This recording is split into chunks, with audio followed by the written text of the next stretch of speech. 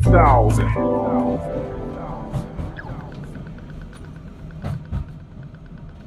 My name is Maloney. This is the 3000 podcast. I don't have a cool intro like you do, man, but I'm happy to be joined by Jack Nagel. He is the man behind the Real Drug podcast. Real Drug Talk, yeah. Real Drug Talk podcast, yeah. Sorry. And you do have a cool intro, man, which I'm yet to sort of figure out, so I'm envious of that. Well, I'm glad you think it's cool, because sometimes I think, fucking hell, I'm just rambling, you know? You've got a hook, which is cool. I appreciate you taking the time today, man. We'll talk about addiction, we'll talk about your podcast, we'll talk about your personal addiction, if you're cool to do that. Yeah, 100%. And all that sort of stuff. So, cheers for coming. And let's sort of start with your own sort of stuff. Growing up, whereabouts did you grow up, and how did you find your issues with substances? So I grew up in the southeastern suburbs of Melbourne, so Clayton,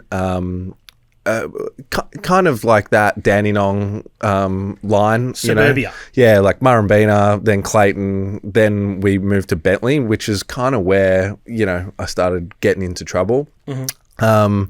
And yeah, I was just like a pretty privileged, you know, happy-go-lucky fucking Aussie kid, you know, played cricket in the summer and footy in the winter and just loved sport and all that kind of stuff. And yeah, like was a pretty good kid and all that kind of stuff. But yeah, just unfortunately got tangled up in the wrong kind of mess as well. I think it happens to people of all sorts of different backgrounds, and drugs or addiction doesn't discriminate to anyone. That's right. Yeah, 100%. That's something that I've learned. That's actually something that helped me like change my life as well, is that I remember when I eventually did go to rehab, there was this guy that was like full, like, you know, junged out, one of the sickest people I'd ever seen. And he was a lot older than me. I was young when I went, and he like had a similar kind of story to me at that age. He was like trying out to play for North Melbourne, all that kind of stuff, but just, yeah, got hooked on smack, and he was completely fucked. And I think he died not long after. And just stuff like that. I met like this guy, Gavin Krasiska, in my early days, who was a Collingwood footy player, people like that. And that actually helped me get better. So yeah, it is interesting. It definitely doesn't discriminate. Yeah, totally. Oh, now I've lost all my notes. What are we doing here? Here we go. So people do say it a lot. It's a term that's used in that sort of scene, but gateway drugs and that sort of thing. But obviously it's a real thing. Yeah. So you start off, smoking weed or something like that? Pretty much, yeah. So for me, so what happened, to give you the like very kind of quick elevator version. Mm-hmm. So yeah, I played like sport like crazy, loved footy, broke my jaw when I was like 13, was always like really tall. So I'm like 6'6". Just started playing basketball, was good at it, and played like rep and all that stuff. And when I was a junior, I kind of get a bit embarrassed saying it, because I don't want to be one of those fuckwits, you know what I mean? Like, oh, could have done this. Yeah. But let's just say I was kind of in the mix, potential for something good to happen, potentially with like a sporting career at some... You've got the physique. Some level, yeah. And I was playing in all the teams, and we traveled to America. Andrew Gaze was my coach at the time, all that sort of stuff. Yep. And I was playing basketball like crazy, like literally 7 days a week, twice a day for 5 of those days. And I just didn't have like a normal teenage sort of life, really. And I really remember that, like, all I wanted to do was like chase girls, go and party and have fun. And I actually think that kind of fed into the start of my problems a little bit, because anytime I got the opportunity to go and like drink or smoke weed or whatever, I was like all in. But you're letting your hair down, I think, because correct. Knowing a lot of people that had similar sort of stories, maybe not, you know, going to the US or whatever, but playing football or basketball at an elite level, it's a full-time job. My cousin did it. He was at the MSAC at 6 a.m. before he'd go to school and all that sort of stuff. That's right. So it is like you're working a full-time job, like you're also being a teenager. So you do want to let your hair down. That's right. And it is like, you know, I've worked with plenty of professional athletes, you know, in actual professional careers, and it's the same for them. They do have problems, or they can be very susceptible to problems, because it kind of gets set up as that such a like a binge thing, and there's no like sort of I don't know how to explain it. But you have to have an addictive nature to be good at that, to get up out of bed. So you've got to throw yourself in all or nothing. Correct. Which I guess lends itself to addiction. Correct. So, yeah, and that's kind of what happened to me. So, I guess it was like a gateway. Smoked pot with my mates, got it off their older brother, behind Chatty, fucking one Easter Monday or something, I think it was. And the thing that I can always remember about my drug use was that I was always really like fucking scared and nervous to do it. But then as soon as I did it, I just fucking loved it and I wanted to do it all the time. And yeah, that's kind of what happened to me. So as soon as I smoked pot, I was like, it was pretty regular pretty quickly. And by the time I got to that end stage of like my junior playing, I was smoking pot every day and doing other drugs on the weekend, just partying, all fun, all nothing really affected. But then the thing that sort of was the changing point, I was 17. We went to America on like a little basketball tour, and I was just so fucking naive that I didn't know about being dependent or anything like that. So I had my first like detox on the plane to America. I remember feeling really shit, all that sort of stuff. But I guess significantly, yeah, my mind had just sort of changed about what I wanted to do with my life, who I was, all that sort of stuff. And when I came back, I gave up, all my basketball, and just in my head, I wanted to just go and be a normal teenager and party and have fun and chase girls and all that kind of stuff. Which happens to a lot of people, especially ones that might burn out a little bit early. You realise it's not for you, and then you go on the road 100%. And you feel like, fuck, man, if this is what being a professional athlete's about, I'm not really about it. Yeah. Which totally makes sense. Yeah, that's right. So I guess then you progress to other drugs and then you start to feel like you've got an actual problem. Like, I guess that's the first step of figuring out, getting help would be actually understanding. Yeah, it's really weird. Like, and that's what I talk to people, particularly like families and stuff. It's not actually like the problem part of it in a way is not actually about the use itself. It's more about all the other shit that comes along with it. The lying to family. Correct. Stealing or whatever you do to feed your habit. Correct. So even though probably I was like addicted or dependent for a long time before I felt it was an actual problem. And kind of by the time I felt like it was a problem and I didn't want to be doing what I was doing anymore, it was almost like too late. You know what I mean? Yeah, and I think like, that fuck. would happen to a lot of people because you're surrounding yourselves with other individuals that do the same thing, and if you've got a problem, they've got a problem, and no one wants to be like that. Yeah, 100%. So, and I remember for me, so the basketball thing was significant because I'm not academic at all, really, and I wasn't interested in anything else besides like sport and socializing and all that sort of stuff. And kids can go through school if you're good at sport without really doing any fucking schoolwork, can't you? And that's pretty much what, and I was only at public schools and stuff, but that's kind of what I was doing, and everyone was just sort of okay with it because I was, playing sport at a reasonable level. But then when that all fell away, I don't know, I got kicked out of Bentley High School or asked to leave or whatever, and then I went to Sandy. I don't know what it's like at the moment, but I went to Sandy for a year and a half. Yeah. It's like I don't know. It was just different to Bentley. There was like all these free periods. If you didn't go to school, nobody was fucking ringing you. The students had their own car park. That's right. The teachers would be like, teacher, when they go to the smoking area. I'm probably a bit older than you. Well, there still was the smoke. So I think there wasn't our own car park, but you could drive and park in the school. When I was there, you could park in that middle bit, that's where you could park there. Yeah. So people used to do that. And then, there was the alleyway where everybody smoked. And it was cool. Like teachers would just walk up and down and not saying, like it was totally cool. And I think it was kind of like a art school, right? It was, there was different, you could do, I did like art, studio arts, visual arts, media production. You could do all this stuff that a lot of smaller schools just couldn't offer. That's right. So that was like, but then there was a lot of people like me that just went there to sort of just take advantage of doing fucking there was nothing. I remember being there as a kid. There was, well, not say a kid, like you're 17 or 16 or whatever. Yeah. There was multiple weed dealers there. Like you could, like there was like people do you different, like you'll get a cheaper rate from this guy and that, like there was no shortage of finding it. Well, and that's kind of what happened to me. So I went there. Don't get me wrong. I was still like knocking around and doing stuff and getting in mischief and whatever. But it just introduced me to a whole bunch of different people. And I just remember that time of my life, to be honest. It was fucking fun and exciting. I had a blast. Like every day I was just getting up, we're missioning around on the train, doing all this shit. You know, it was awesome. I loved it. I had so much How fun. funny is it though? Like, because it was such a big school, just year 11 and 12. That's right. Yeah. You'll meet somebody who's in the same year level as you, that went there the same time as you, that you'd never ever seen. You'll meet them and you're like, oh yeah, we actually went, and you're like, I didn't fucking know who they were because they just hung out in a different spot. That's right. I didn't. Yeah. So, and in the end, I literally was just going to school. It was just like the meeting point. It was a social spot to then go and do whatever and have fun. So yeah, that kind of happened. And really, like, to be honest, my drug use, like, just it all just happened really quickly, and I was kind of into it,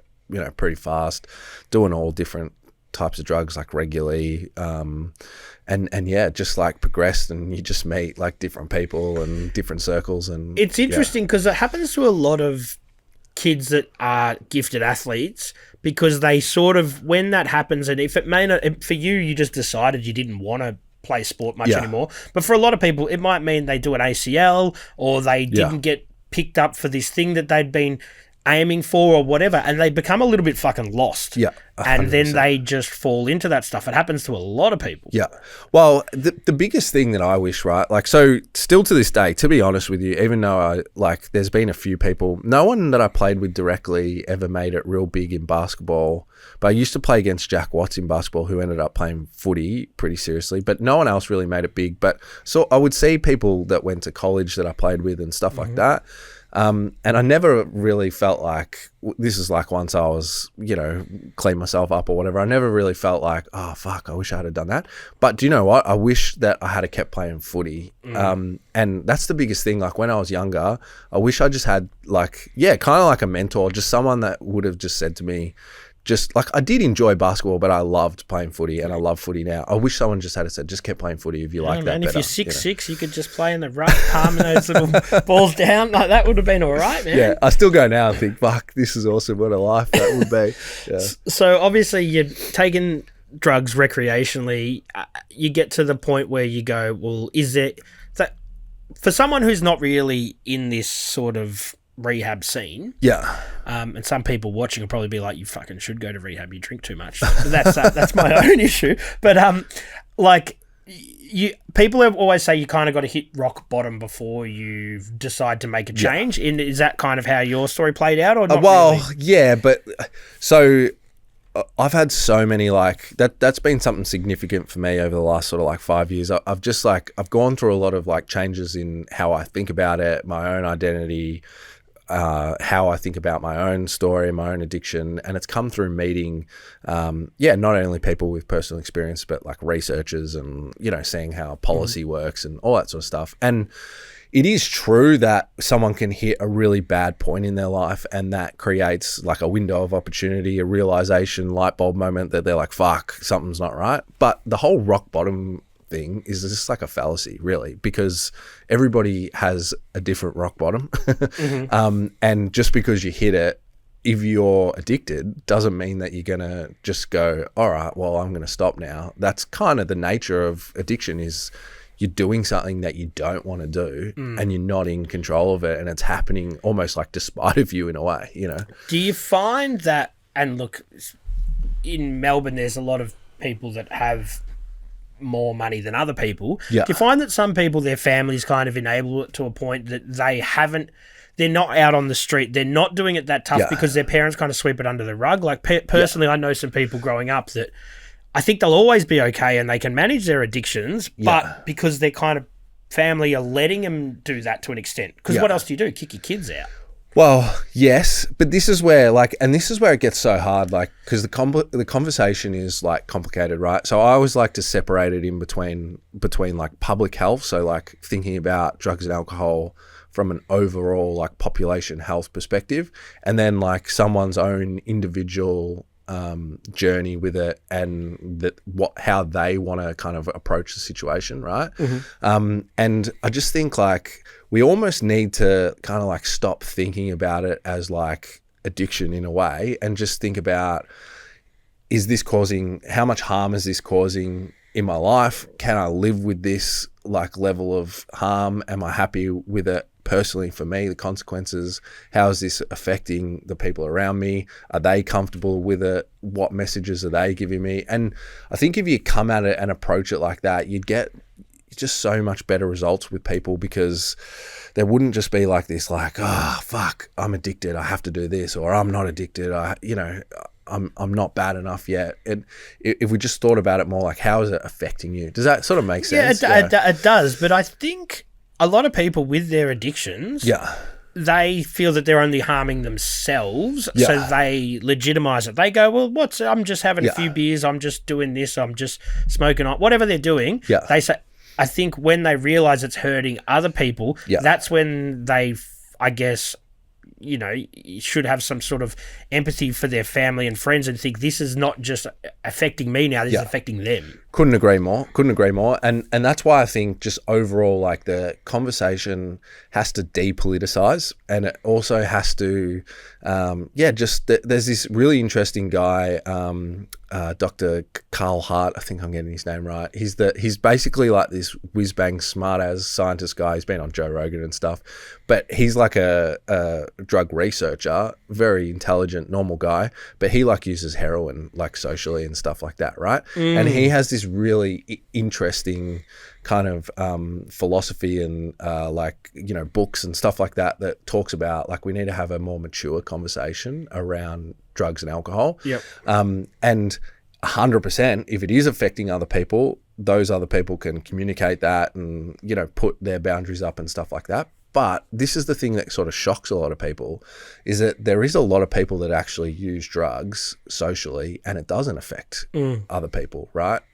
But they might not talk about it or communicate when things kind of go wrong, because there is like the stigma around it, you know. So it's kind of weird, because some people then go like, that's fucked, you can't say people use ice like socially, and I'm like, I think, look, anyone who's a grown up can make their own decisions and whatever. If you make a bad one, you make a bad one.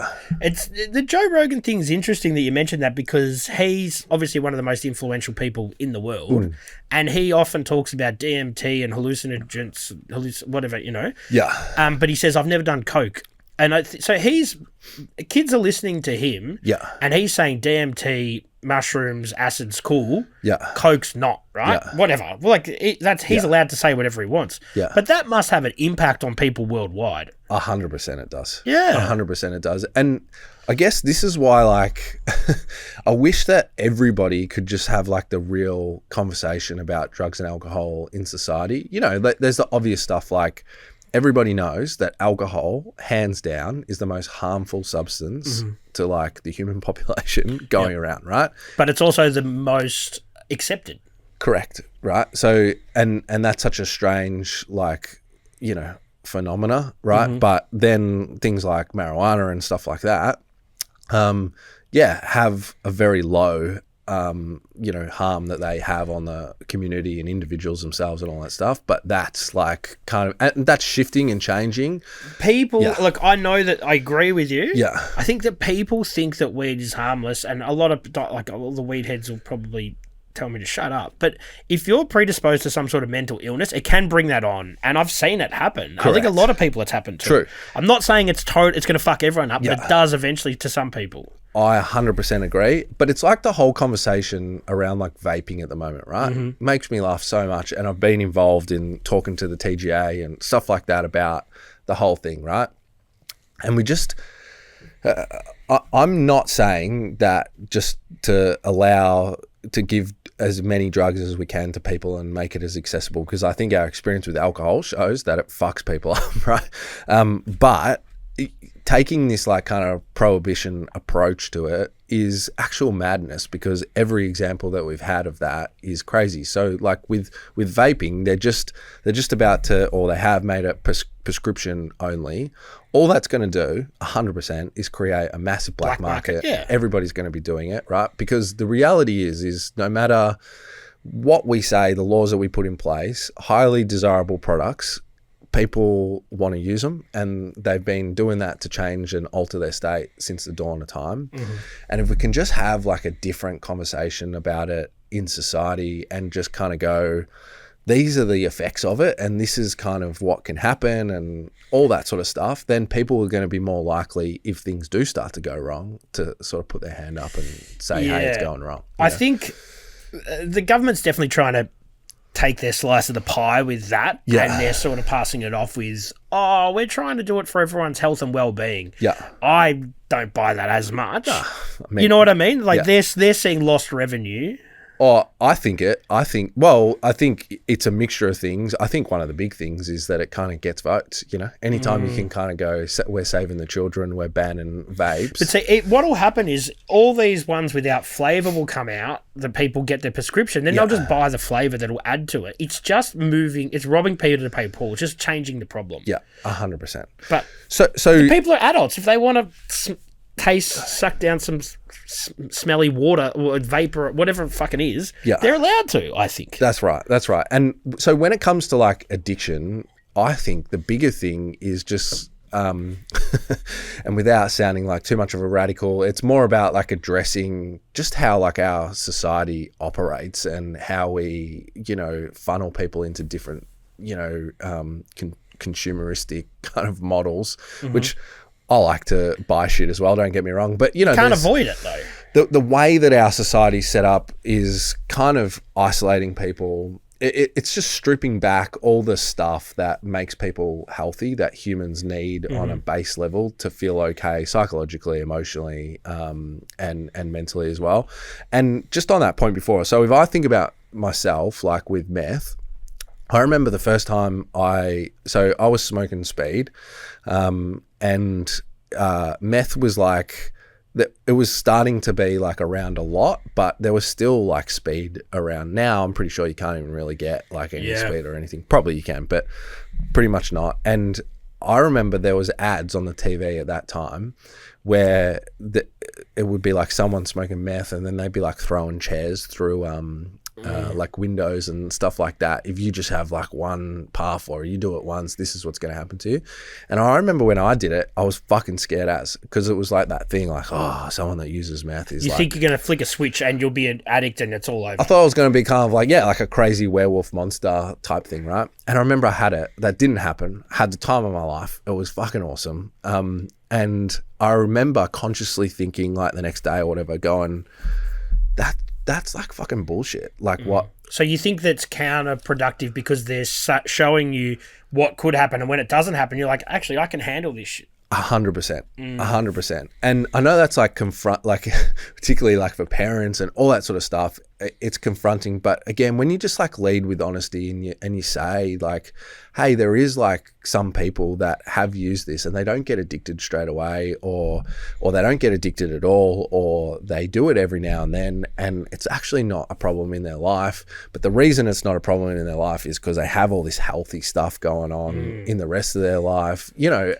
And if you just have that honest conversation with people are still going to do it, but they're informed when they're doing it. I guess, and like I'm a parent now, my kid's young, and I know you're a parent, but it leads you to you want to be supportive, but you don't want to be too supportive, you know? So it 100%. Leaves you in this balancing act of like, okay, if you are going to do drugs, it's not going to ruin your life straight away, but it could, you know what I mean? It's a fucking hard thing for a parent to do. 100%. And there is like, again, there is amazing like educational programs and stuff out there that can help parents, teachers, all this kind of stuff to have like the conversation, but we just don't hear about it because you turn on the news and the stories that people sensationalists, go with. Correct. Correct. Icehead has done this, which sort of leads me to another thing, like when you say some people can use drugs and it doesn't affect them too much.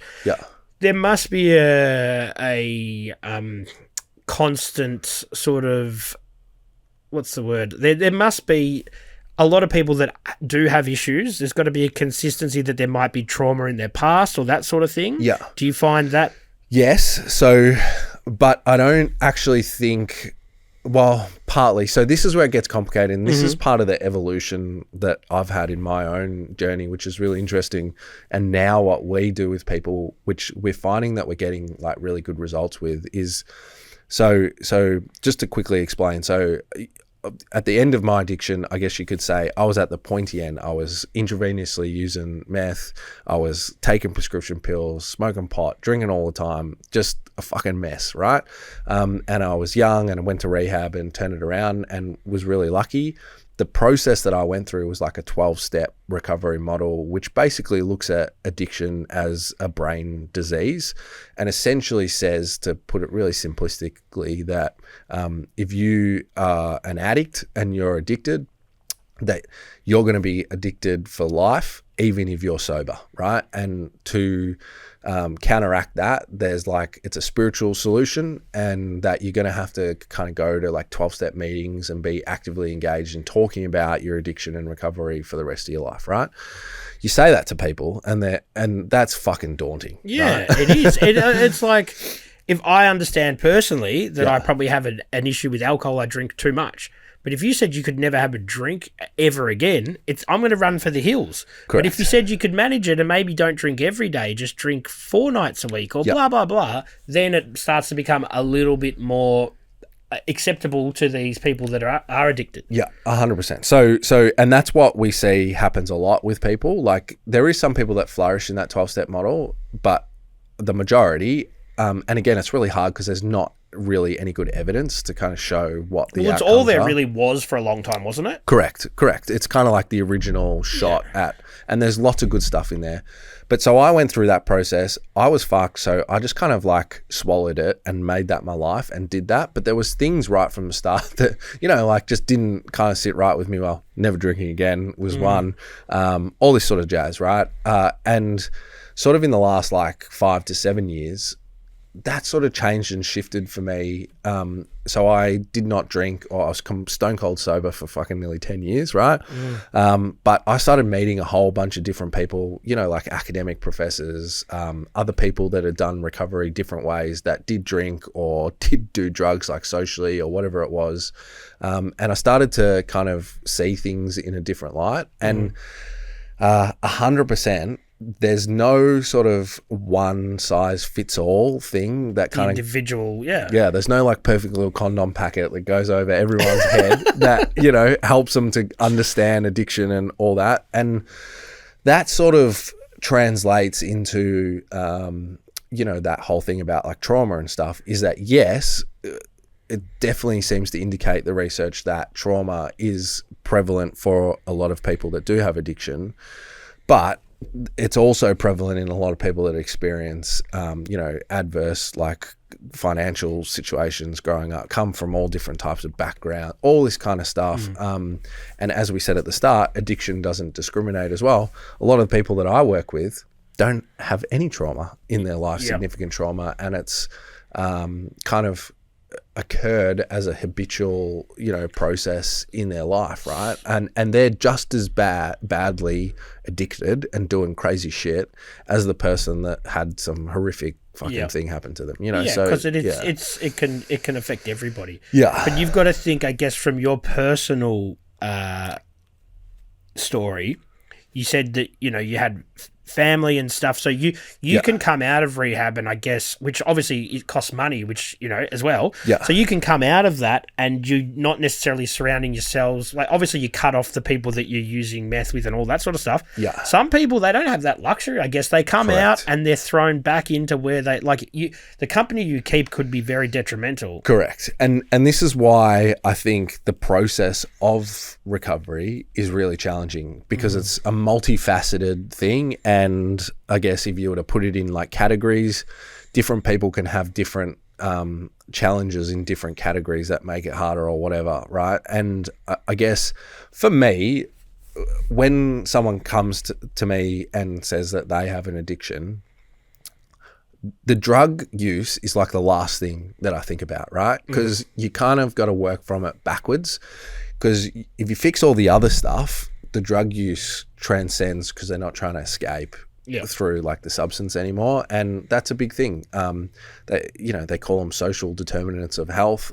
So do you have a place to live? Do you have good family support? Do you have a good financial situation? All that stuff. Yep. It significantly impacts someone's chance to recover, and that's where I feel incredibly lucky that I do have good family support.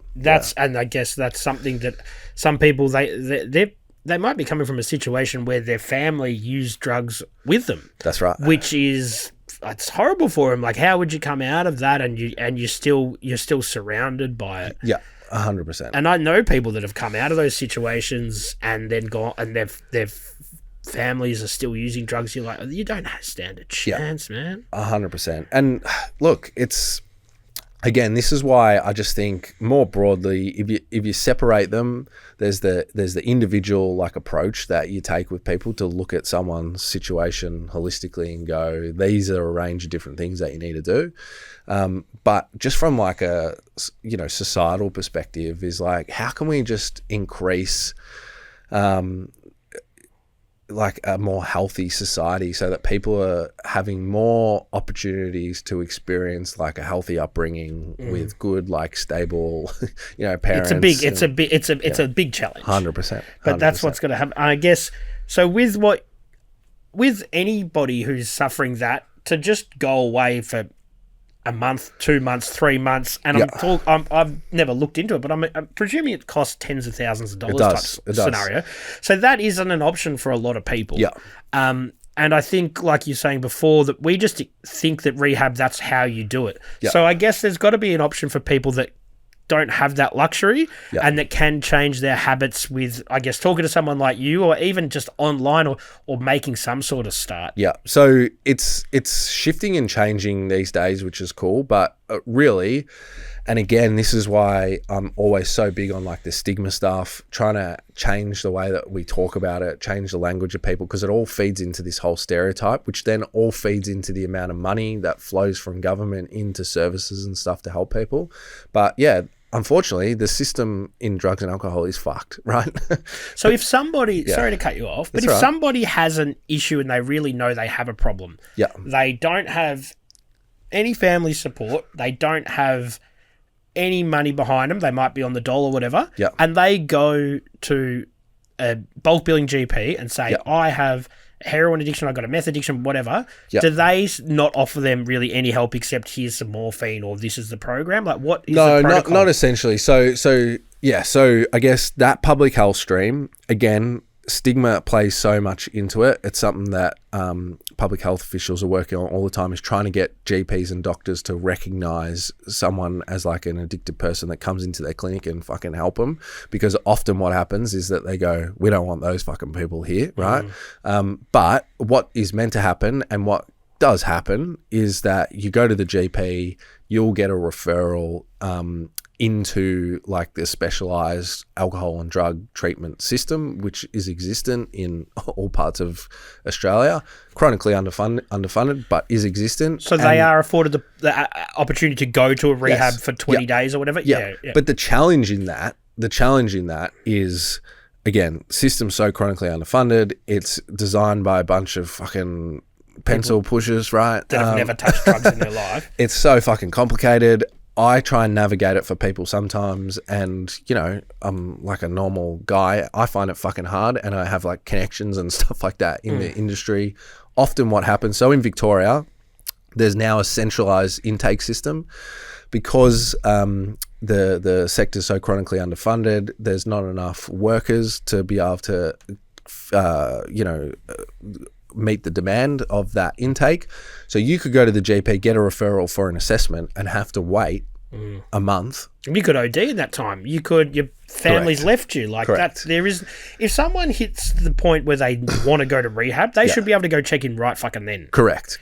So if I had a magic wand and we couldn't fix too much, but we could only work within the system that we had and not be able to change policies and all that stuff, that's the first thing I would do, is increase the access that people have to treatment, because yeah, we know that 100% that is such a big determining factor of someone getting help is them actually being able to access And while it. they've got this anxious time of waiting, what do you think they're going to do? They're going to turn to the thing that they're dependent to. Correct. So, yeah, that I guess it's a flawed system, but I guess at least we offer free services like that, which I guess a lot of other countries probably don't. Correct. And to to give everyone a little story. So I was just with someone that runs the Alcohol and Drug Foundation, which is the major preventative health organisation in Australia for alcohol and drugs. There's this massive international conference that happens. I forget what it's called. I think it's the CNDC, right? Anyway, all the nations meet together and they just talk about different stuff that's happening in drug policy. She went to the prevention part of the conference and she walked in and the Russian guy, she told me, was talking about sending people to Siberia if they found out that they had a drug problem. And she genuinely like stopped for a second and she thought, oh, like I'm in the wrong room or whatever. And she looked around and she was like, oh no, it says prevention, you know. Wow. Like, so that is the perspective, is that there's a long way to go, but all that being said, we are kind of privileged if you compare it to in the any rest sort of of the world. healthcare Correct. situation. Correct. So when you talk about addiction, and people often think about drugs, you know, in all kinds of party drugs, hard drugs, alcohol, which, you know, is very, very normalized in Australia. But gambling's a massive one as well. Huge. And like, I know that as someone who still does enjoy a punt. Yeah. And for my family, my family's done it forever, you know, Yeah. races and all that sort of stuff. Yeah. Me too. My family's are bookies. The Nagel stand was at Caulfield for a while there. There you go. Yeah, my grandpa was also a bookie. One at the pub, though, one of the illegal ones, not far from here in Port Melbourne. But it's been part of my family's culture for a long time. It is now so fucking in your face that I think it has to reach a turning point soon. Yeah. And like, if I decided I didn't want to gamble, like a million people have, imagine just wanting to watch your team play footy or whatever, and you have this stuff just thrown in your face all the time. Like, it's just not right, man. So, I wish I had the stats. I recently, on our podcast, interviewed this guy, Tony Clarkson, who's the head of the Victorian gambling thing. I've listened to this, yeah. Yeah, and the stat, I'm not very good with stats, but I think it averages out to about 32 ads every hour. Every 20, and it shouldn't be in the actual broadcast, I believe, as well. Shocking. And I know now they kind of have a bit of a loophole where it is an ad, and then Nathan Brown will be like, all right, and these are the odds happening here, because it's not in the but it's like, so Australia definitely has some of the loosest laws in the world around gambling advertising, and we know from all accounts, and again, this is why I never used to know any of this stuff, but this is why all the public health stuff is actually important. And it's not about, you know, being a fucking party pooper, because I like to have a bet, I like to have a beer, all that stuff, right? But we know that gambling ads during sporting coverage, you know, alcohol advertising, grand final day, domestic violence increases by 50%. You know, all this stuff, like, yeah, we know, we just know how much of an impact it has on people. And it has to. And also, like, I think a lot of the big sporting codes, they are okay with it because they know, okay, say it's Fremantle GWS on a Saturday. Now, people aren't going to watch that from a normal viewer's perspective. That's right. But when there's gambling involved, they probably, you know, a lot more people are going to tune into that. A lot more people are going to pay attention. Yeah. And they even have, like, the official gaming partner and stuff like that. They got to fucking sort that out. This was ages ago. We did a podcast with this guy, Alan Christensen. He used to play for Geelong, and then he went to Brisbane and had that big gambling story and all that. He's doing great stuff in the space. But I actually flew up there to do it with him at the Gabba, which was really cool. But I remember it was really kind of a strange thing, and he couldn't say anything at the time, but he was just saying to me off the mic, he was just like, I can't, like, this is crazy, because the club was supporting him to, like, do this podcast to talk about gambling harm and all this stuff. But then their major sponsor that came on that year was like Ned's or something, you know? And then, like, he would, like, run out with the jumper on, but then he was, like, doing all these Talk articles. about mixed signals for kids, though. And this is the thing, kids find sports people so they idolize them. Yeah. And when they're wearing that jumper with that on it, like it's yeah. I just don't think that's cool, and I reckon something needs to change with that sort of stuff. Yeah. Gambling should be, anyone is allowed to gamble, Yeah. but I just don't think it should be so pushed down everyone's throat. 100%. And like, you know, it is kind of frightening. Like, you know, there's, having seen this now at the policy level, like we've only just got a few things changed around, you know, like alcohol and advertising in sport and everywhere else with alcohol, and it's still like really bad. But now there's all like digital media, which they're just so behind on, all this stuff. So it really is rife. And you're right. Like, so there's, people would probably say to me, if I laid out what I would love to be able to do with all that stuff, they would probably say you're a radical. But your everyday Joe can just be like, no, that's ridiculous. Like, we like to have a punt, but seriously, come on. But look, each to their own. But I just feel for people that are trying to remove that from their lives, because they might have lost their fucking house or their partner's left them or whatever. They can't pay their child support, and they just want to watch the football, or they're just tuning into the whatever, and they get that rammed down their throat. I just think that that's not really cool. No, not at all. As somebody who still does punt myself, I just think it's not right. Couldn't agree with you. And it's like, I watch the NBA and stuff, and it's like America's pretty far behind with that sports stuff, and now they're starting to, it's obviously legalized in more places.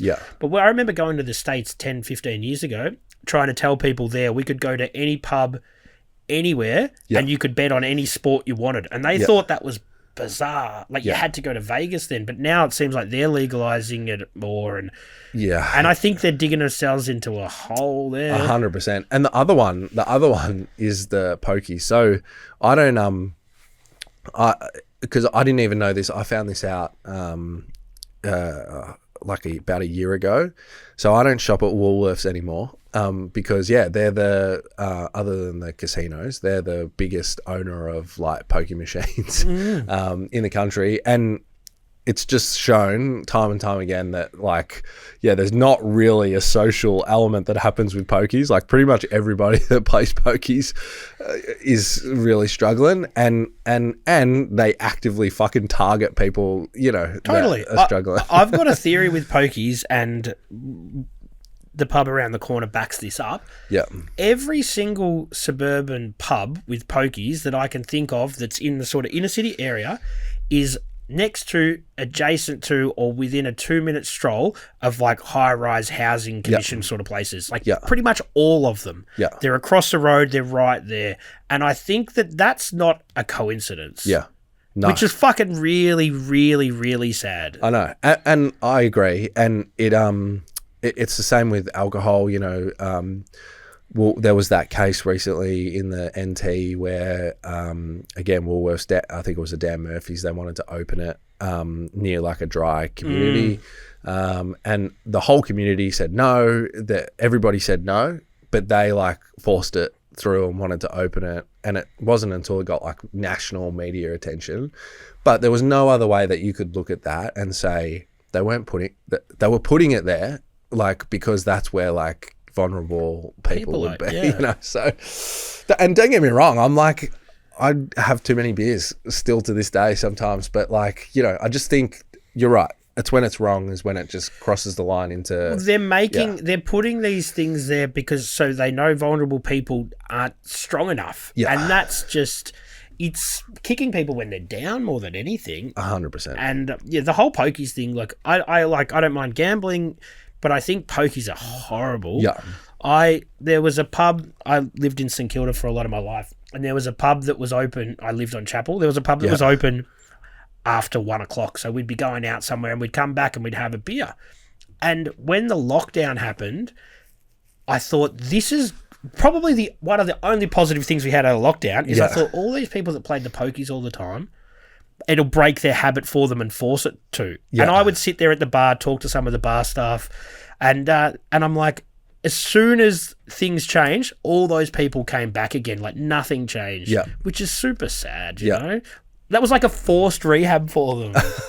I know. It is like, I'm 100% with you. And I think that's the message that we have to give with people, because I think sometimes people can think like you're just trying to wreck the fun, but it's like, it's not that. it's just stopping the crazy amount of advertising, the preying on vulnerable people, and just the way that we talk about it in society. And then you can let people be people, and people can do whatever the fuck they want to do. Yeah, so that sort of leads me to something. So, like, you've said that you still drink and whatever, but I think a lot of people that I know that have come out of rehab, they don't, because they know that I'll have a few beers and then I'll have a line, and then before you know it, it's Wednesday and I'm back to doing my own old things. So do you feel that you're just managing it better? Is that how it... Yeah, so good question. So yeah, I don't, or first thing I'll say is that if you're doing what you just described, you've had a really serious problem with drugs and alcohol, you don't want to do it anymore, fucking fine, like awesome. Love it. That's the best thing. You should do that. That's great. Like, I'm not trying to talk anyone into doing something that doesn't work for them, but I've found the far majority of people don't want to do that. And a lot of people don't even get to rehab because they're scared off by the prospect of that in the first place. So for me, I don't believe that you're like anybody is like an addict, right? And I think what we should stop calling people that. Like, I believe that 100% people have addictive like tendencies, right? But I think it's on a spectrum, and I think it's everything else that impacts that. And the conversation needs to start being around, mental health, managing your good and having really good mental health that then impacts and can play out with like your addiction as well, right? So, and I think like in that 12-step thing, a thing that happened to me for a long time was that even though I was like sober for 10 years, I was telling myself that I was an addict every day and identifying like that, and it became part of my identity. So the drugs are still consuming you to a point because you're still letting them rule your life. Correct. So, and it was really interesting when I went through that shift of not thinking about myself like that anymore, that, don't get me wrong, I can still drink too much, and there's been times where I've gotten drunk where I didn't want to, or I didn't intend on that night or whatever, right? But I no longer have that thing that when I used to have that bad, but when I take a drug that I just want to fucking have another one. But do you think with you're helping people that because you've come from that, it makes people feel that you're a little bit more legitimate? Like, do you know what I mean? I think so, Rather than just someone sitting there who's got a degree in whatever saying, oh, well, just don't do it, you know? 100%, I think so. And it did for me. So that was the thing that helped me to turn it around, was the person that I spoke to had a completely different story from me. They were actually like really hoity-toity, just drank alcohol, and they were from fucking Toorak, I think. But he explained to me just like how he thought and felt and all that stuff. And I never heard anybody talk like that before. And I was like, fuck, that is exactly how I think, feel, all that stuff. And that didn't fix me, but what it did was sort of open up the door of trust for me to kind of believe him, essentially, and go, maybe this can work for me too. And then engaging in the therapy and stuff on that level, and then I was able to kind of get better, if that makes sense. So you think the therapy is probably the biggest thing rather than the physical addiction? Yes. Yeah, definitely. So 100%, there's a withdrawal process that needs to happen for most drugs. But if you talk to most people, there's a point or they can regularly, they can stop, right? Staying stopped and feeling happy about it is the tricky part. Yeah. You know? Because a lot of people, I guess, with those sort of personalities will fill one void with another sort of thing. Correct. Yeah. Correct. Yeah. And I guess that's what people have to learn, new procedures to make sure that they don't do that. Correct. And I always say to people, so to give like, even though there's not, to give the one size fits all condom to someone, right? What I sort of would prescribe to people is that I would say, hey, you've crossed the invisible red line, and this is not like, this is an addictive pattern now, and you have to acknowledge that and accept it. We need to go a good period of time off it, right? At least 6 months, but preferably like 12 months or longer.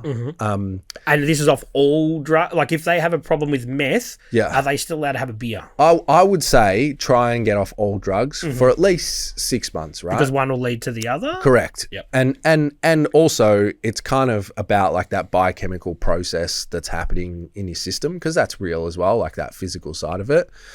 But that's not just for the sake of getting sober. What that is to allow you to do is to have that blank canvas to actually then engage in the therapy.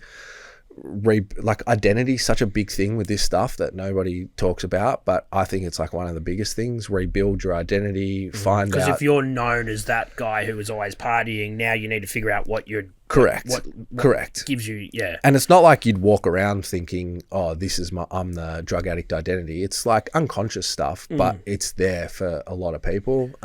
So to work through all of that, to build your life back up, create like a cool life that you don't want to lose, all that stuff. Yep. And then if you want to, after that period of time, then we can look at like reintroducing alcohol or substances back into your life In a controlled way. And like, let's have some really clear fucking boundaries and, rules about what that looks like and all that sort of stuff. Not so that we can go, oh, you're an addict, you can't do it anymore, but just so that we know when we've gone too far and we might need to reset, all that stuff. Yeah. So I think it's good now that there's a lot more zero alcohol beer and all that sort of 100%. stuff. So when people want to go to they might have an engagement, they can take that and people aren't shunning them. I think a while ago people would have been like, what are you doing drinking that? No, you don't drink that. It's fucking... So now people can just drink that stuff and they can still feel like they're doing the fair income Aussie thing. Yeah, 100%. And when I first got sober, that was one of the more annoying things, is that when you went out and you said you weren't drinking, I'm not a fucking physical specimen. I'm scarred off alcohol forever. So I couldn't say like, oh, I'm training. People would just sort of know that you had an issue with it. And then, not because they're being rude, but they would just like be inquisitive and ask you a question or something. And then you find yourself kind of lying or explaining your fucking story or whatever. And it's just shit, So I think the culture around that changing has been really cool to see. And I've noticed a lot of people, like I'm 40 myself, and people that are my age or even younger, and some people that are older that have said, we just don't drink anymore. Like I know some people that just go, nah, just don't anymore. And they're people that are even in the booze industry. They're just like, well, I decided it's not for me. And I just don't think we were seeing that 10 years ago. Yeah, 100%. I agree. Couldn't agree with you more. So if I could ask you a question, you said a couple of times, I drink too much, right? We don't have to go into how much or whatever, but like, how would you feel if you were like feeling depressed or something, right, for a couple of weeks? Maybe the alcohol was impacting on it, but that's not really the core thing. It's because of something else. And you came to me and you told me how much you drank, and you said, yeah, I think I drink a little bit too much. And I said, oh, well, you're an alcoholic, right? How would you feel? Like, I would agree with you. I am an alcoholic. So you think you're an alcoholic? Yeah, 100%. Right? And you're comfortable with like saying it like that? It's a funny scenario. So for years, I DJ'd, and that's all I did, which obviously alcohol plays a big part in that. I'm going out and whatever. Yeah. Then I started doing this other thing, like I've run the trivia business, which then was also encouraging booze. So for the last 15, 20 years, I've been working in bars and nightclubs and drinking, and we're encouraging drinking. Yeah. So from an early age, I was the guy who had all the drink cards to give them out to people. Like do you know what I mean? It's been like that. And so then I've got to a stage now when I'm old enough to probably know better. Yeah. And I have stopped drinking as much because I'm not partying all the time. Yeah. But I still stay at home and I'll watch the footy and whatever, have a drink. My partner drinks. Yeah. My neighbour across the road. Yeah. I do it too much. I'll be the first to admit it, which I know that I am an alcoholic. Yeah. But if something drastically happened, I think I could be like, okay. Yeah. I need to, So, and because it's interesting to me because, like I'm aware, I always like never want to lose touch with all this stuff and talk to people. And a lot of the people I talk to are coming because shit's going wrong in their life and whatever. But like, does that sit comfortably with you to like describe it like that? Or is it better to just say like, sometimes I drink too much, Well, I'm just going to call a spade a spade. Yeah. I'm not going to sugarcoat it. I think most of the people that know me well, they're like, yeah, he's always having a beer. Yeah. I don't feel, and this is, I don't feel that it's ruined my life. Yeah. So that's why I guess I'm still cool with it. Yeah.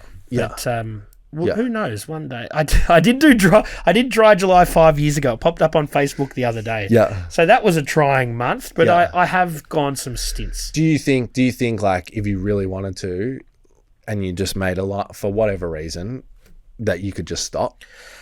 Like I did that 5 years ago. Yeah. And my neighbour, who I drink with pretty much all the time, Yeah. he's doing dry July right now. Yeah. And so he'll have a non-alcoholic beer. I'll have a non-alcoholic Yeah. beer with him just to do the right thing. Yeah.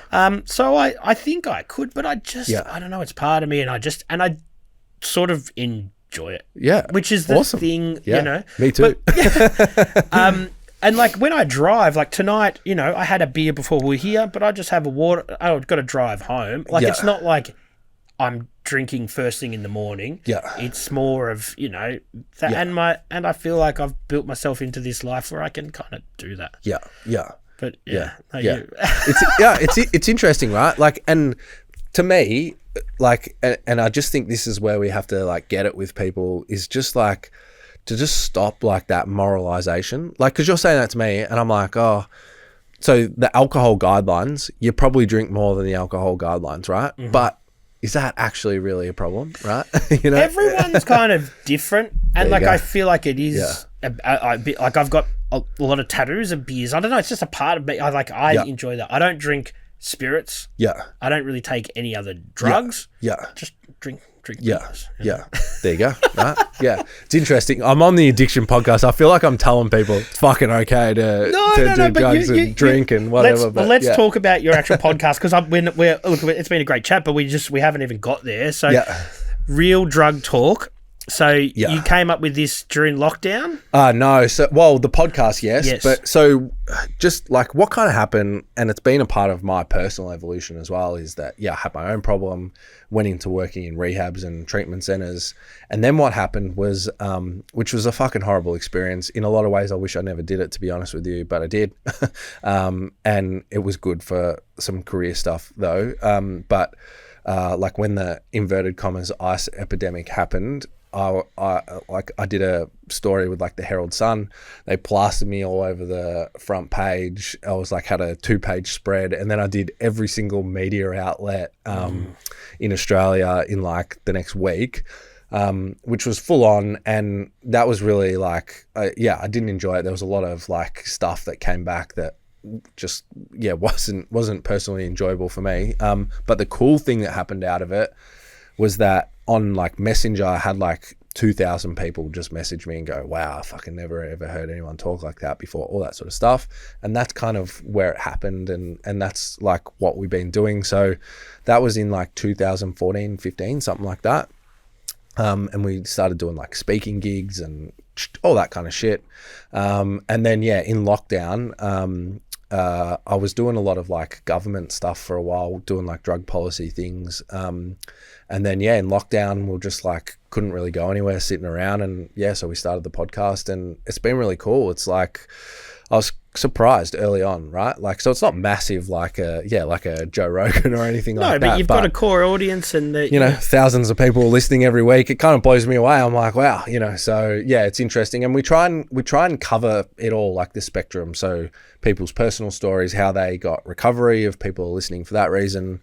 I guess professionals in the space to kind of talk about all the different stuff, some of the stuff we've been talking about tonight. And, I want to do a bit more like family stuff. And I also want to do, that's the kind of vision in the next year, is some more like original media stuff, like maybe try and go find like some drug dealers or people still like actively involved doing, just to get the different perspectives, because I think it's interesting to people. Yeah, totally. I think, do you find that the audience is predominantly people who have addiction, people that are recovering, or medical professionals, or a bit of everything? It's a bit of everything, actually. Yeah. So it's hard to monitor, but we've got like a newsletter that we do now because, we wanted a place where we could just kind of like put out some of the more like longer form ideas that I'm talking about, tonight. And it's easier to just explain it in one run without it sounding crazy. And we predominantly get a lot of health professionals signing up to that. But the majority of people that message us privately, people that have addictions or are using drugs that don't think they have a problem and just interested in drugs and stuff like that, so I think it's the whole a bit gamut of a mix. of everybody.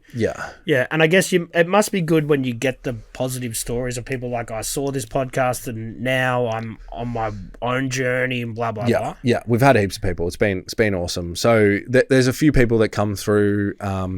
Like we've got a program that we run that's like a recovery program. So there's like a few people that contact us that have heard the podcast and come through there, and that's always cool. But then there's lots of people that have just like listened to the podcast that have like messaged us and said, we've used this and that thing and it's helped us and whatever. So yeah, it's been cool. It's been really cool.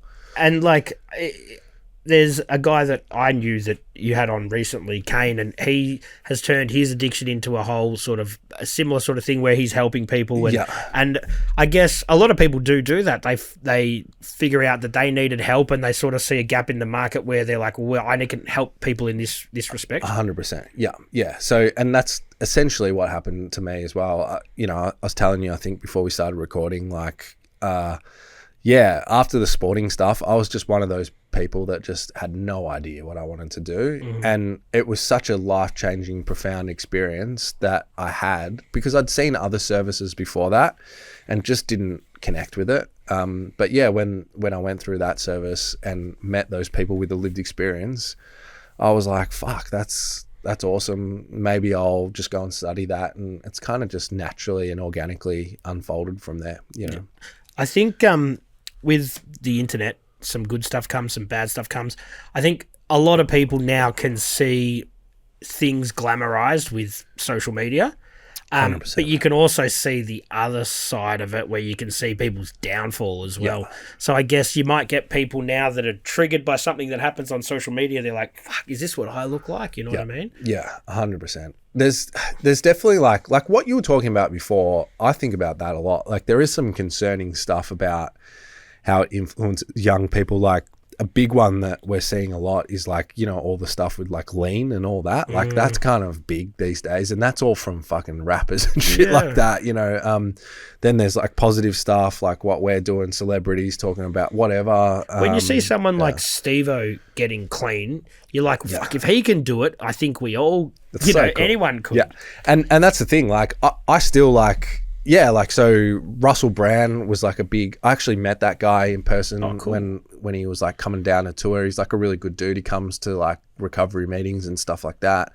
I don't agree with some of the things that he says now, but he's just fucking awesome. Like it's so cool to have them. Steve-O, like fucking loved all that stuff that guy would like put out, all the things that he talks about, all of that. Like it is really cool to see like the power of social media and how but it I can guess change. like I don't know if you've seen Shooter Williams in the last few days on TikTok and stuff, but he's like he's looked like he's hit rock bottom again, I guess, and that stuff has a people can look at that and be like, fuck man, like this, I don't want to end up like that. So I feel like in a roundabout way it can have a positive effect. 100%.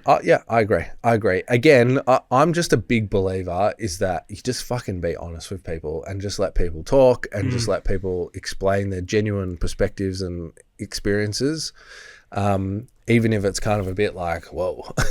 But it will help. Like you never know who's going to connect with it for whatever reason, When you've got people come and you speak to them, I guess you sort of have to look into their home life and their family life as well, because there might be generational cycles that you need to break and that sort of thing. Most definitely, all the time. Even like, so on like a personal recovery level, like I'm really into like identity, unconscious, like negative belief systems, all that stuff, and everybody has them, right? You don't have to have like a super like fucked up experience, but everybody has them, and that's the stuff that is kind of impacting the way that people are like thinking about themselves and the rest of the world, which then impacts, the actions that they take, the decisions that they make, which then leads to whatever's happening in their life, So 100% you help someone get off it, then you start going into all that stuff, like what's the family dynamics, what's the story that you've told yourself about yourself as a result of those, consciously or unconsciously, how's it playing out in your behavior, what do we need to change? And when you change those practical things, that's when things, sort of change in people's life. It's interesting. Like I often think of this when you think about helping people. You can't help someone who won't help themselves, which I think is definitely true to an extent. But they need to be willing to make those changes for any of the shit that you're going to do to work. True, correct. And so, yeah, like I agree. You can't help somebody until they want to help themselves. You can sort of guide them in the right direction. But you can guide them in the right direction. You can influence them. You can put them in front of information and education that could, set the light bulb off in their mind that, and I've seen that time and time again with people. And it's amazing to see. I did used to see that a lot. That's one of the very powerful things in like 12-step meetings, like I distinctly remember this one guy. I won't like blow his cover, but he was pretty fucking rough and ready. He was just out of the nick, life of crime, stuff like that. And there was just a guy talking, and he was like a dude that had been clean for like 20 years. And this guy had no interest in getting sober. I think he was there just for like jail or whatever. And the guy just said something that like clicked with him, and he was just like inspired. He fucking put his hand up. He said, "Oh, I'll have a talk." Came up, spoke. Everybody got around him. He lives a completely different life to this day. That was just that light bulb moment. That's right. So it's just, you never know like what things are going to happen, and it's so important to not give up on people and try. And I guess from a individual's perspective, they don't want to give up on themselves, because you might try to get clean, or you might try to kick an addiction. It may not work the first few times, but eventually it might. That's right. Well, again, going back to some of the stuff we were talking about before, like, sounds strange again, but if people come to me and they're using, let's just say they're using ice every day, 3 points a day, right? We'll go, we want to work on stopping that. But if you like bring that down to like 1 a day, that's a win, right? And then next week, let's go for, and there's this fallacy that people think like, which is kind of true, that if you have one, you're just going to do it anyway. But if you're feeling like progress and momentum and you're on the right path, 100%, like, and if you go, 3 months and you fucking pick up again or something, like, don't go, "Oh, I'm a fucking addict." Don't beat yourself up about it. Yeah, whatever, who cares? Like, you did it once. Like, that's amazing. In this whole 3 months, you're doing it every day, you did it once.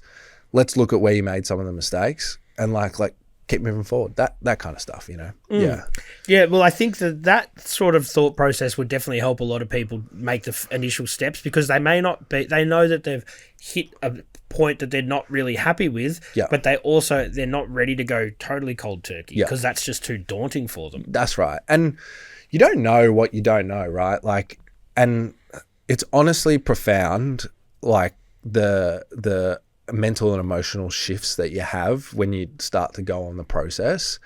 And I actually think engaging someone and convincing him just to start going through a process is the biggest thing that you can do, because once you get them in the process, you have a very good chance that there's going to be something that fucking bings off and they go, "This is awesome. I do want to live my life like that." You know what I mean?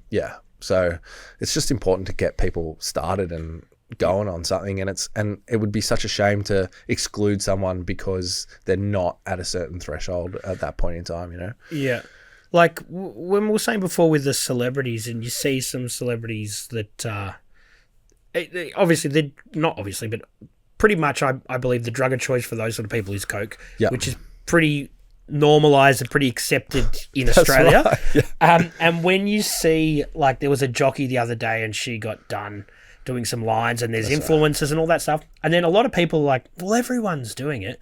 Do you find that that's a negative way of thinking? Like, when they say everyone's doing it, a lot of people are, and I don't think it's ruined their lives, but is that normalizing it to a point? It's hard. I don't know.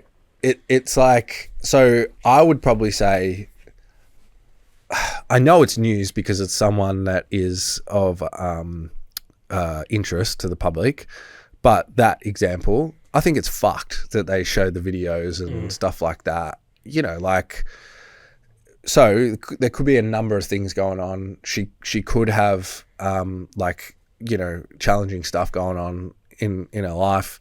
She might not. Like, there could be a whole bunch of things going on, but I just think, like, it's really fucking irresponsible for like the media to put that stuff up. But the media doesn't have any scruples with anything. You know what I mean? Right. So it's That's you're right. not. You're not.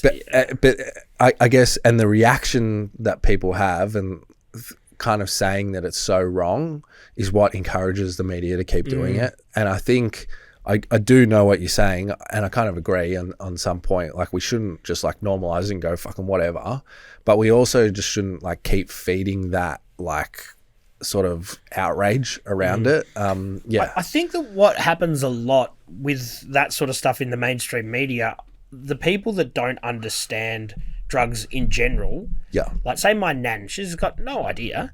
She'd think that that's the same as heroin and ice and whatever, because these guys had a couple of lines when they were having a few drinks. Because some people just think, well, that's all drugs. So I think it helps because at least that way now people can sort of have the conversation. They do that, and maybe it doesn't affect them. That doesn't ruin their whole lives. So a lot of people just lump all that drug shit in together. Do you think that we should like legalize drugs in society? Decriminalization's definitely one thing. Legalization is another thing. Again, I think that would potentially just be the government trying to get their slice of the pie, because then they can look at how much tax they take off booze. Like, I know a lot of people in the hospitality industry, and that increase goes up every 6 months. You know? And that's just the government being greedy and taking from an industry, you know, that gets into the lockdowns, which I won't touch on. But I feel like if the government did legalize things, they'd just want to take their slice. So is that the reason why you would think that we shouldn't legalize? Well, I don't know, man. It puts it into people always want to do something that's illegal. Right. I think that's sort of human nature. Yeah. So if you legalize one thing, is it going to push it in another way? Like, I guess you could do case studies on what's gone on in the US where they've legalized weed. Has that changed drug culture? Yeah. From what I'm seeing on social media, it looks like they're still pretty fucked over there. Yeah, yeah. Like, they'll just figure out another way to get hot fentanyl and all that sort of stuff. But so like, it's interesting. I always like asking people because, again, it's been a journey for me. I think we most definitely should, right? Mm-hmm. Yep. And it doesn't mean that it has to look like alcohol. Like, you can go down to the IGA and get a fucking bag of smack or something. No. But I think, I definitely think that we should. Like, I think it would eliminate organised crime and a big chunk of their sort of business in a heartbeat, right? And also, I think, people might be using drugs, but again, like, to me, that's almost like not the most important thing, because heaps of people are using alcohol and fucking other people up as well, you know. But it will stop like all the people going to prison and all the other shit that happens. And that cyclical thing, when they go to prison, they come out, they get back on it, all that sort of stuff.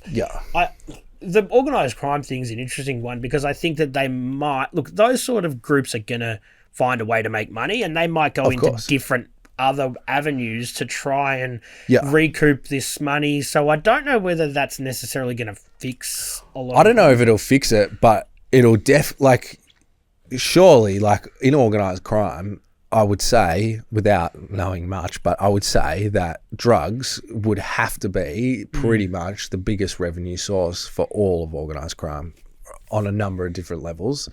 And if you like just took that out, the demand for manufacturing and the production of it, and took that all legally, that's gone. So how do you see this process working? So you go, can somebody say, they go to their doctor and they say, you know what, it's my birthday, wouldn't mind trying coke, ice, some party drug, whatever it is. And then the doctor writes them a prescription. Like, how does this actual process work in your decriminalized? It's a good question. Like, I think there is a lot of nuances, and it would be about assessing it off like a harm basis, and, you know, which then does bring alcohol into an interesting fucking conversation as well, because if you think about not only like to kind of society, which you could argue is largely because of the prevalence of it, but also actually what it does to you, like, health-wise, compared to other substances, it is like worse than a lot of other ones, right? But yeah, you would have to kind of look at all those different factors and sort of put those more harmful ones, on maybe like a prescription basis. But then, like things like probably weed and then some sort of like stimulants, creating some kind of a market for people. And what they've seen in Portugal, right? So where they did do some of this stuff is that they saw an uptick in drug use, but they saw but the reason why they did it was because they had a HIV/AIDS crisis, right? They saw a downtick in all of that. They've seen a massive decrease in all the other like stuff that happens in society in terms of, violence and all these kind of things. And that's really kind of, I suppose, what we want. And this is where it gets into the interesting conversation about moralizing the use of like substances, right? And having a problem with substances is different to having them available and allowing people to use them. Then obviously we should have services and stuff set up to help people if they do encounter a problem. There's always, and I love your utopia kind of view that it'll all work amazingly, but I think that no, I don't think it would all work amazingly. But I love your optimistic outlook with it, but I think what would tend to happen a lot, and we see it already with prescription drugs, is people would get this stuff and then they would sell it. You know what I mean? Like people do with Xannies or fucking whatever it is. Yeah. So I think that would happen a lot as well. But if there was the ability, like I'm fucking no good with like chemical compounds, but like say if we could get stuff out there on the market that that allowed people to use opiates, say, and they could get a prescription, for instance, but they could only get it like once every fucking 4 weeks or something like that, or whatever, right?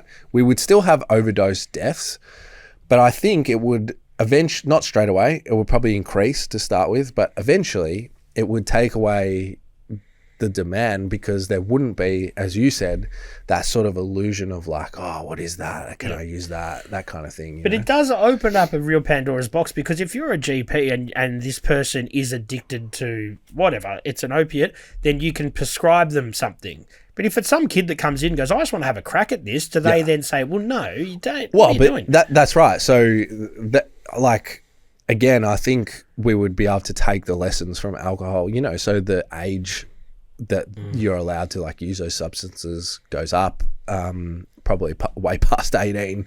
That there might be like a bunch of different like thresholds that you have to meet. But I just think there would still definitely be drawbacks to it. I agree. But I think on the level of like all the harm that is created in society as a result of everything that kind of comes along with drugs, the crime, the institutionalization of people, the stigma, all of that, that's worth kind of changing, which will breed and adapt healthier and create a healthier environment for other people moving forward in the future. Yeah, look, it's definitely an interesting one, and we're probably taking a step in the right direction with the cannabis thing, and other countries are doing it.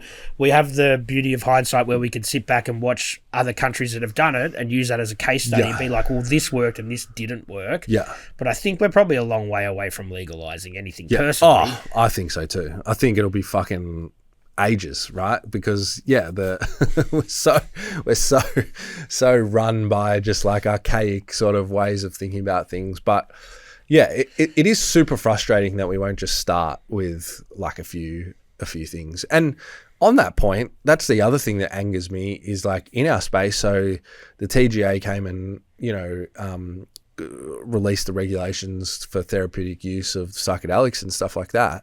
And now what's happened is that like all the people that have been, not all the people, but a lot of people that have been advocating for that to happen have kind of like started complaining about it now and said, oh no, they've done it too quickly. They haven't taken like some precautions, stuff like that. It's going to affect this. It's only going to be accessible to like people that have money. And some of those arguments are true and valid, but it's like, come on, man. Like that's huge progress. Shut the fuck up. I know that there's like problems. Stop like being negative. We've had like progress. Work with the system and the people to get it more favorable as we go, but like we've also got to stop shooting stuff down when there is like progress what's that saying? Like, don't let perfect be the enemy of good type attitude, you know? So even though we haven't legalized anything, you know, you've got the safe injecting room. Yeah. Now, what's your stance on that? Yeah. So, look, admittedly, they're fucking stupid that they put it next to the primary school. Like, come on. That's agreed. But there's never going to be a good spot for it. No one's ever going to be like, yep, put it next to us. Yeah, correct, true. But yeah, I think they should. I definitely think they should have it. I probably wouldn't say that they need to like have like lots of them, like the new proposed one, or I can't even remember now if it's going ahead, but the other one that's going to be in the Vic market. I'm not sure about like the heroin, because mainly that's what it's for, or the drug problem around there. But definitely North Richmond. Like, I used to go back down there and score back in the day. It was fucking hectic. Like, and anybody that says to me that it's attracting drug users is fucking lying, because they're all there anyway. They were there. I was there waiting to go into a meeting. I work with some venues there, and I just saw this whole bunch of people there just waiting. One dude came, they all followed him. He's obviously doing the deal. Yeah. And that was going on before the injecting room was there. 100%. So, and this is what annoys me, even like that school thing. So they shouldn't have put it next to that, but people always bring that up, right? And I hate the hysteria around it. It really annoys me because people aren't telling the truth. They're selectively picking facts. But at that school, before the injecting room was there, people would find syringes fucking everywhere. They used to teach the kids to walk to school looking at the ground and how to walk in zigzags to not get poked by like sharps and stuff, right? So, you know, don't fucking stand on the TV screaming like, you're putting it next to the kids, when it was already happening there. And it was raucous down there in North Richmond. Yeah. Like, it's gotten a lot better. It still goes on, obviously, but it was hectic when I used to go down there to school. And look, I spent a lot of my life in St Kilda, and they had the needle exchange there, and it wasn't legal, but it almost was, where they would, and that has been happening since the 80s. You know what I mean? Like, so this isn't a new idea. It's a new way that the government have actually done it, but it's been happening for at like a few of those places down there. I think Sacred Heart and another one for years. So it's not a new idea. Yeah, that's right. Like, so yeah, it is a tricky one, and I would probably be unpopular in some of my professional circles, maybe doubting the one in South Melbourne. But if I'm being honest, I haven't been down to like the Queen Vic market recently, so I don't know if it is like fucking hectic down there and it's all happening. You know, but before that, before I was born, I guess, like, it used to be Russell Street, I think. Like, where Russell Street was definitely, But then they just moved everyone on and it ended up in Victoria Street, you know what I mean? So it's just, you can't just move the problem along. You got to actually do something to address it. Yeah, and I don't think that by doing this, it's going to necessarily fix a problem, but it will make things safer for the drug-using individuals, but also for the public, because everything is being disposed of correctly. Correct. So, and just to give everyone an idea as well, like, it sticks in my mind because so I never ran a heroin habit. I used heroin a few times, but a lot of my mates were like heroin addicts. And so we used to be at Vic Street a lot. And I remember one day they used to do, I don't know what they call them, but they used to do these like police fucking sweeps in Vic Street. And I remember this one time we went down there, we got off the train. And in that day, the dealers used to line up right outside North Richmond Station when you'd walk off right on Vic Street.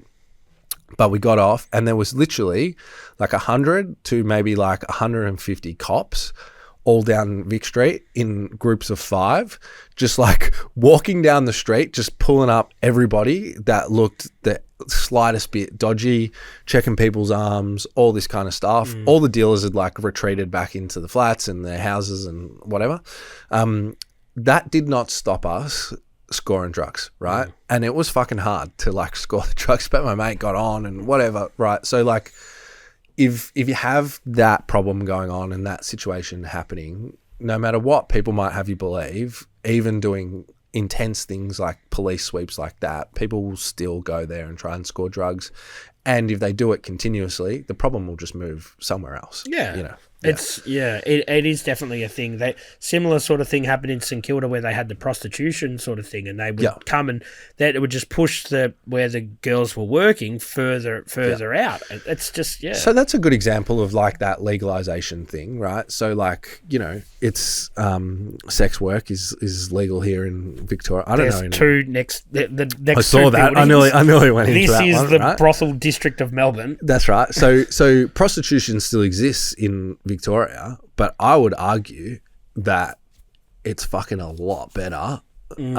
Just in terms of if you think about like the adverse consequences and stuff like that can happen. There isn't, and I agree with you, but I think some of the people, and it's mostly the drug addicted working people, they wouldn't get a gig in one of those proper brothels because of their situation. Correct. So they still are working on the street. Yeah. But if you just flip it, and if you just take a moment to say, no, sex work is illegal in Victoria, imagine all the stuff that we have around going away, and then all the people that are driving down fucking Grey Street, you know, to get a head job. Like, that would be intense. It would. Totally. But I think Melbourne or Victoria has had brothels ever since I can remember. And I think that we've probably figured out a good way to do it, which other countries around the world or states even, like I think it was still illegal. It's still illegal in some other states. I think so, yeah. Yeah, but like I think what you've said, we've figured out a way to make it work with a lot of legislation and everything like that. But it probably wasn't an easy thing to fix. It's taken tens of years, you know, decades and decades and decades to get it to a workable model. Correct.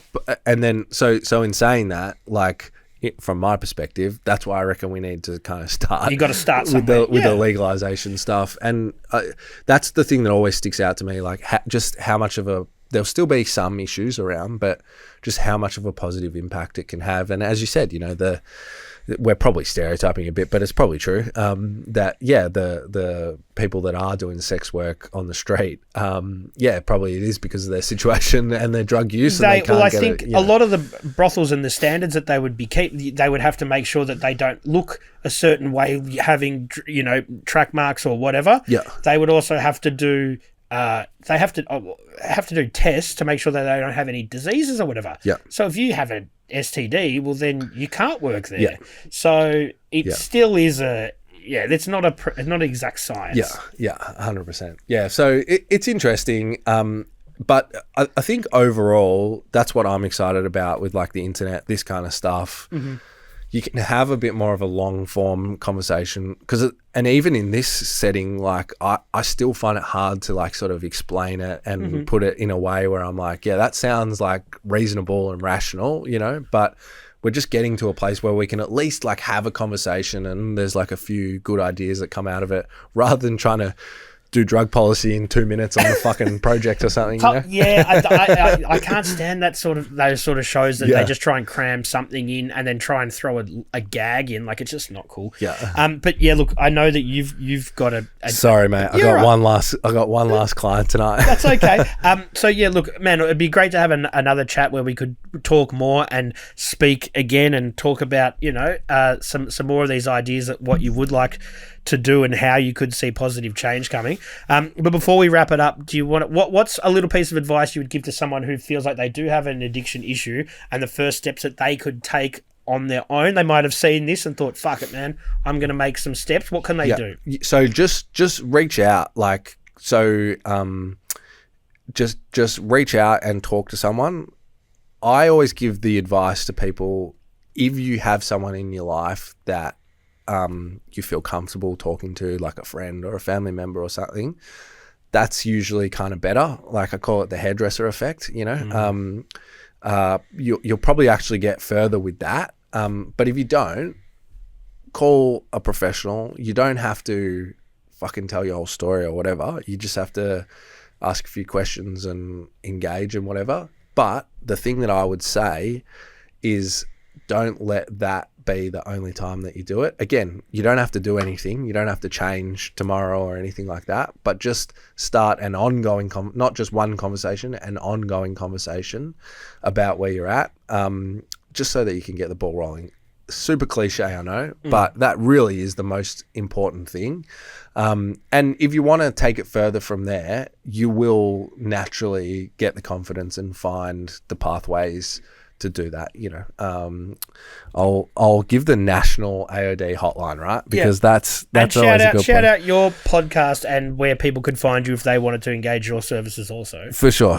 So where Real Drug Talk's the best place on any like social media, and then you can follow the links to talk to us through there. But you're not just specifically drugs, you do alcohol and other sort of addictions. We do, as well? yeah, we do alcohol and other addictions as well. Yeah. So and then there's something for everyone. So we've tried to kind of create something where, there's educational stuff like books, podcasts, stuff like that you can buy for $5, listen to for free, whatever, right up to counseling sessions for a couple of $100, right up to like rehab, and where you're doing something really intense. So it doesn't really matter where you're at. You can kind of reach out and find us. But if you just punch in Real Drug Talk, that's the easiest way to find it.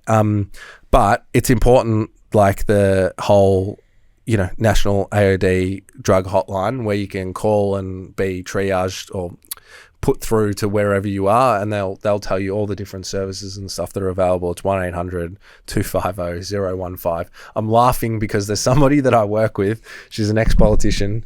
She's crazy. She just yells at everyone, "You got to put the national hotline on there," because we don't say it, right? You don't say it. Well, we might even go one step further, and I'll get Adam, who's our awesome editor, to put that number at the end on the screen and maybe even at the start as well. Awesome. Cool. All right. Well, thanks, Jack, for coming, man. I appreciate it. No worries. Thanks for having me. I look forward to having you back some stage where we could talk more about this sort of stuff. Done. No worries, mate. It'll be my pleasure. Thanks, man. Thanks.